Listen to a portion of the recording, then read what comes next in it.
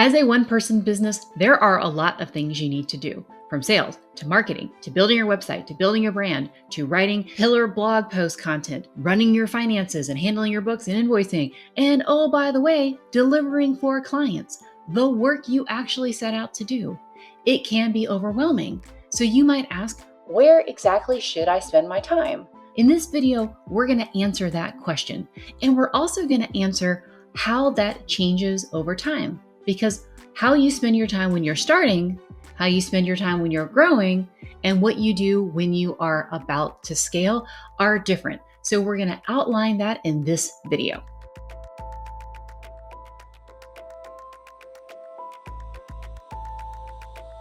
When I think about time management, I really consider our business building work in 4 different buckets. Bucket 1 is actually delivering the work. This is the work you set out to do, coaching, consulting, advising. Maybe your work is being a creator.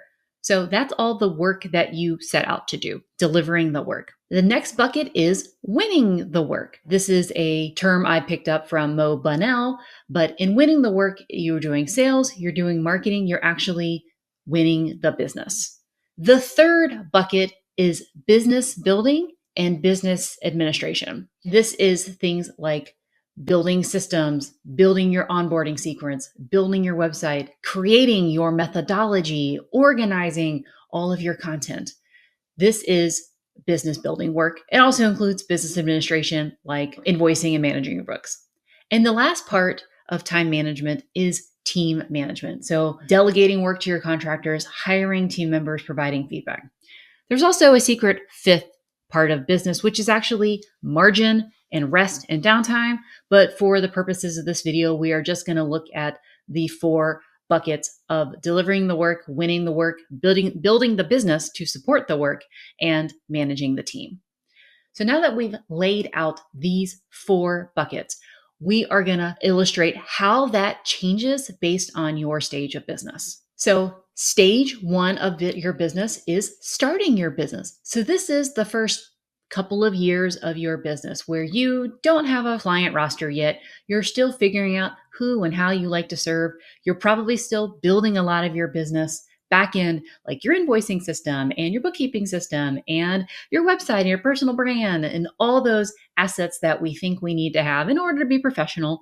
But of course, eventually we will want to have those things. At this stage, you have maybe more time than you have clients.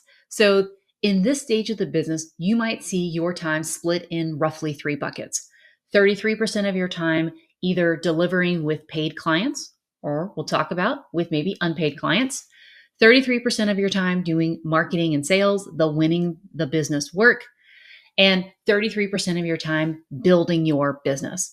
So when we think about delivering the work, you might say, I don't have enough paid clients yet. That's okay. It's important to say, okay, well, who am I serving? And how can I get creative of how I can work with more people? This might be in the context of marketing. You might do a bunch of free coaching engagements. When I say engagements, I mean like single sessions, maybe very short engagements, but you're just trying to get practice.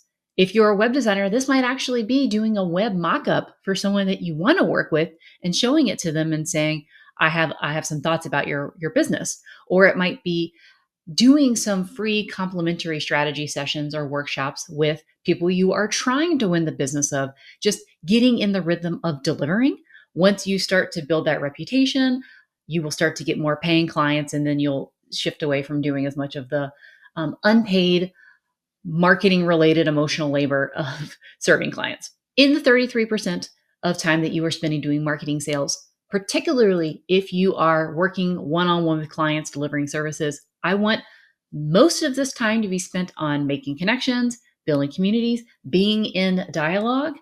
Some of that can be spent on social media and email marketing and blog posts. But again, in the growing stage, you may not have an audience yet. So continuing to post to the void where no one's paying attention may not be the best use of your time. This is where you say, go get the people from where they are and bring them to your world.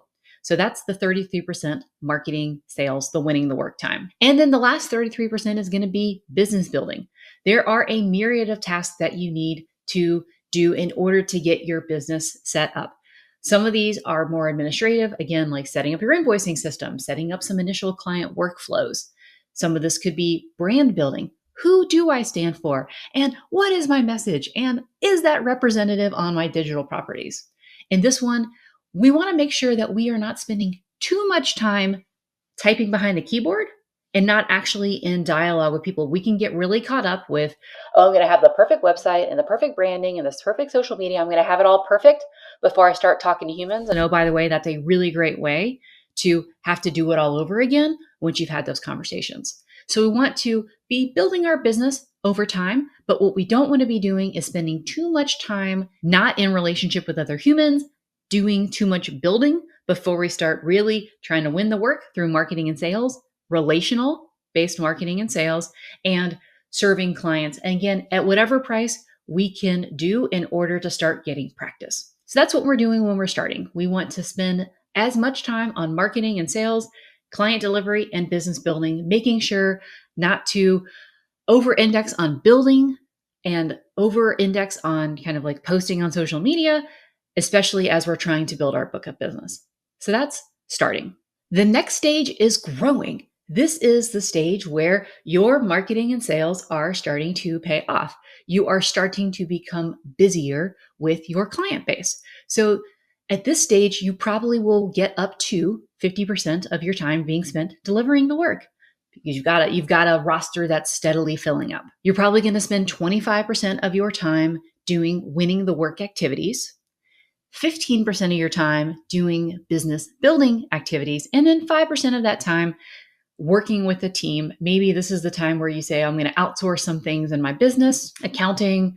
Maybe I'm going to hire my virtual assistant at some point, or a tech team to help me set up things, or a YouTube editor or a podcast editor.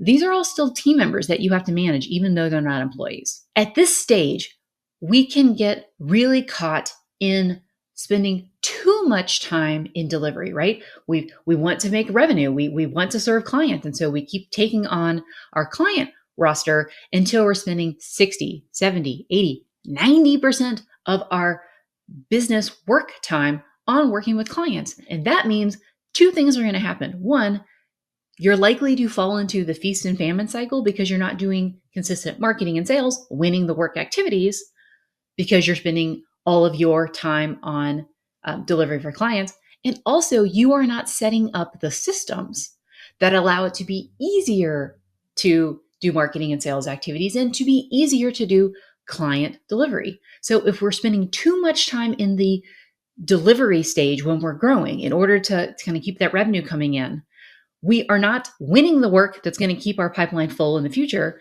or building the business infrastructure to make doing all of this easier. This is a stage where we can get to and grow, where we get kind of trapped in like delivery work because, again, we haven't built the infrastructure or the marketing pipeline to do anything more than just deliver the one or two projects that are in front of us. So this is the trap we fall into with grow. Look at your portfolio and look at your time and say, does my business model and my working hours support working less than 70% of my time doing client deliverables? And that client deliverable could also be like the time you're in meetings and the time you're thinking about your clients and preparing. Do I have enough time built in for winning the work activities, marketing and sales, and building the business activities, and a little bit of time for team? We also want to think about, in this stage, being really quite ruthless on what we are focused on. Because again, we don't have very much time for business building activities. One, we got to protect that time. So, that's the 2 hours on Mondays or the hour every morning. What is that business building time you can protect? Because that's what's going to help you scale. And the second part is, how do we streamline our marketing and sales activities and our business building activities so that we are only working on the most potent things at any given time? Instead of trying to take on 15 projects at once, if we only have 15% of our time focused on business building activities, we got to pick 1 or 2 projects at any given time, not trying to start 15 things at once. In this stage, we just have to be very intentional with what we are taking on, both in the winning the work activities and in the business building project activities, so that we aren't doing so much context switching.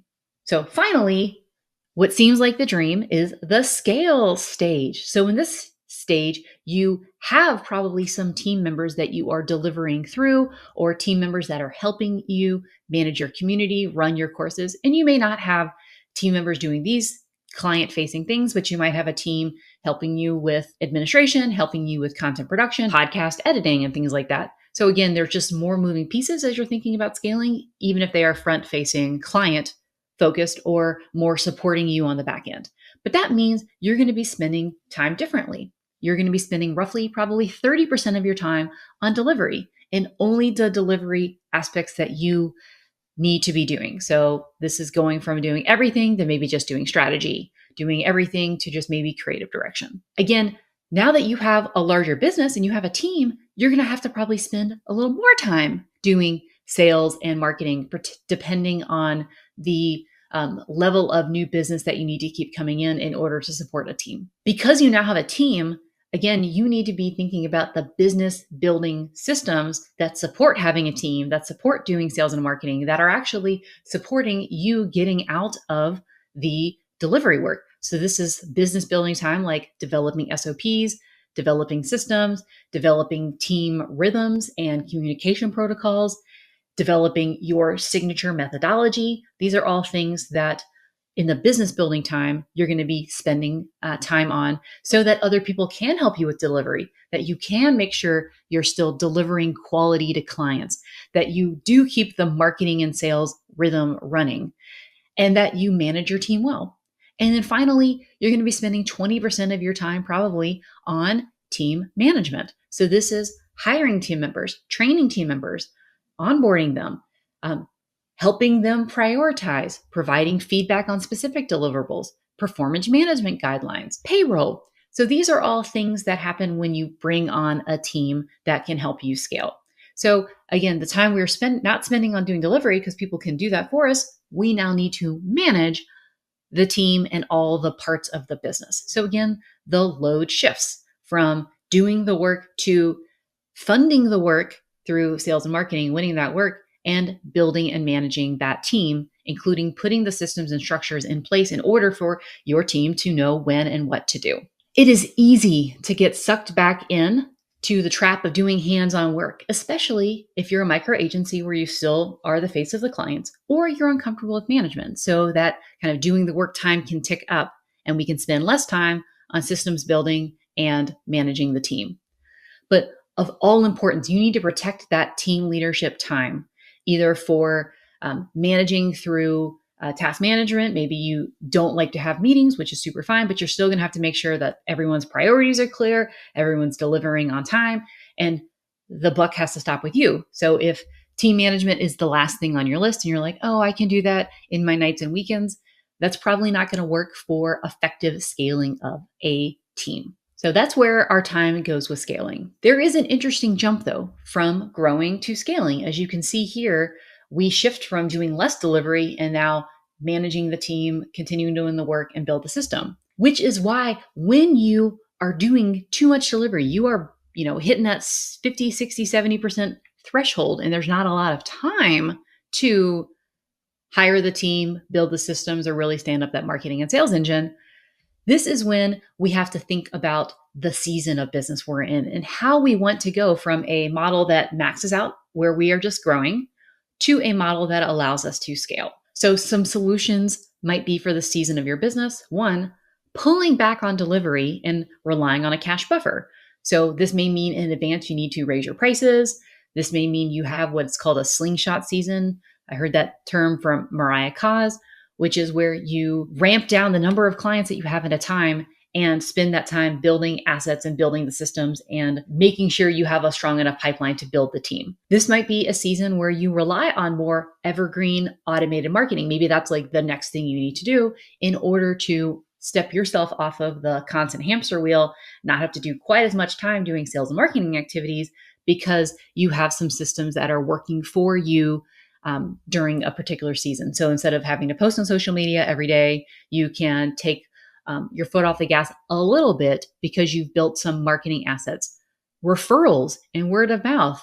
These, again, are assets that we can build in our starting and growing stages that can work for us if we're not, out actively broadcast or content marketing all the time. And again, the third thing we can do in the season where we're going from growing to scaling is being very methodical and very targeted on where you spend your time and attention. This is not the time to invest in that nice to have program or join that extra community or course that's not hitting and helping you move forward on your most leveraged priority at a time, because you simply don't have enough time or energy or money in order to invest in nice to haves, because you need to be focused on one or two projects at a time from your time, energy, and cash standpoint. So when we look back at where we're spending our time when we're starting, are we spending enough time talking to human beings? Are we spending enough time serving clients, even if we are not getting paid the rate we'd like to in order to really start getting practice working with people? When we're growing,